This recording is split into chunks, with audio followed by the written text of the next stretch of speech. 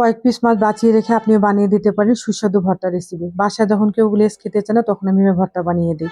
আর এক পিস নিয়েছি আমি পেটে মাছ, যেন ভর্তাটা জুসি হয়। এখন লবণ, হলুদ ও মরিচের গুঁড়ো দিয়ে মেখে নেব।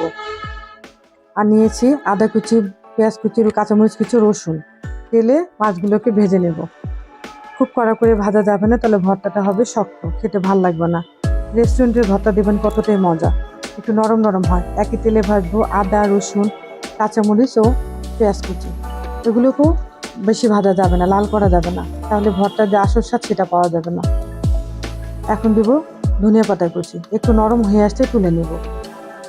ঠান্ডা হয়ে গেলে কাটা বেছে নেবো, যেন একটা কাটা না থেকে। বাছা হয়ে গেলে আর এক কিছু সে মশলাগুলো দিয়ে কষিয়ে নেব লবণ দিয়ে। লবণ মরিচে ভর্তা হলে খেতে ভালো লাগে। সরষের তেল দেব।